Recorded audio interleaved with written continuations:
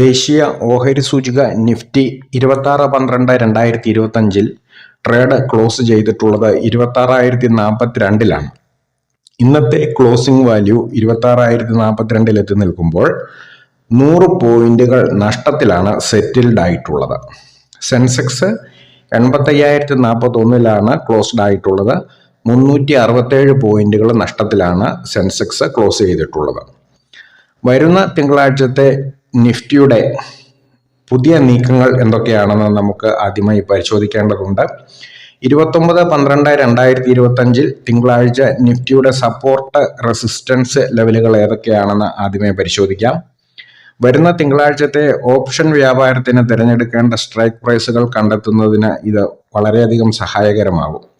നിഫ്റ്റിയുടെ ആദ്യത്തെ support level 25,996 രണ്ടാമത്തെ സപ്പോർട്ട് ലെവൽ 25,919 ആണ്.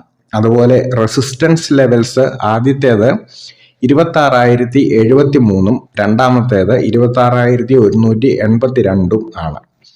പുതുവർഷം വരുന്നതിനോടനുബന്ധിച്ച് വിദേശ നിക്ഷേപക സ്ഥാപനങ്ങൾ പ്രോഫിറ്റ് ബുക്കിങ്ങിന് ശ്രമിക്കുന്നുണ്ടെങ്കിലും ആഭ്യന്തര നിക്ഷേപക സ്ഥാപനങ്ങൾ വിപണിയിലെ ബയേഴ്സ് ആയിട്ടാണ് നിൽക്കുന്നത്. വിവിധ ബ്രോക്കിംഗ് ഫേം മേധാവികളുടെ അഭിപ്രായത്തിൽ 2026 അവസാനത്തോടുകൂടി നിഫ്റ്റി 50 സൂചിക 33,000 വരെ എത്തിച്ചേരാം എന്നുള്ളതാണ്. ഇപ്പോൾ നിഫ്റ്റി 50യുടെ PE റേഷ്യോ എന്ന് പറയുന്നത് 22.8-നും 23.05-നും നിലവാരങ്ങൾക്ക് ഇടയിലാണ്.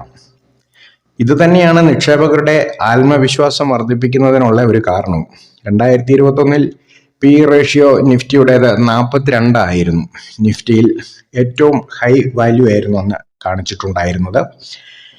ഇത് 20 വർഷത്തിനിടയിലെ ഏറ്റവും കൂടുതലുമായിരുന്നു. എന്നാൽ 2008 നിഫ്റ്റിയുടെ PE റേഷ്യോ 11 ആയിരുന്നു. PE റേഷ്യോ വാല്യൂഷൻ അനുസരിച്ച് PE 20-ന് താഴെയാണെങ്കിൽ ഓഹരി വിപണിയിൽ നിക്ഷേപത്തിന് കൂടുതൽ സാധ്യതയുണ്ടെന്നാണ് അത് കാണിക്കുന്നത്.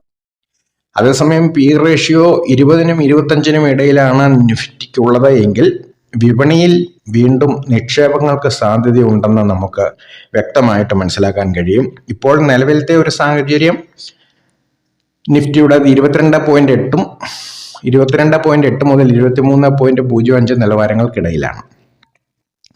അതുപോലെ മറ്റൊരു കാര്യം ശ്രദ്ധിക്കാനുള്ളത് നിഫ്റ്റി 50 സൂചികയിൽ ഉൾപ്പെടുത്തിയിട്ടുള്ള 31 ഓഹരികളുടെ PE റേഷ്യോ 20-ൽ താഴെയാണ്. ഇത് വളരെ നിർണായകമാണ്.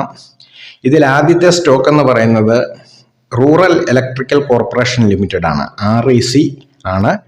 ഈ 31 ഓഹരികളിൽ ആദ്യത്തേത്. ഈ 31 ഓഹരികളുടെ അടുത്ത അതായത് സമീപകാലങ്ങളിലുള്ള മൂവ്മെന്റ്സ് വളരെയധികം നിർണായകമായിരിക്കും. കാരണം ഒരു അപ്ട്രെൻഡ് നിഫ്റ്റിയിൽ ഫോം ചെയ്യുകയാണ് എങ്കിൽ ഈ 31 ഓഹരികളിലും ഒരു ബൈയിങ് ട്രെൻഡ് നമുക്ക് കാണുവാൻ സാധിക്കും.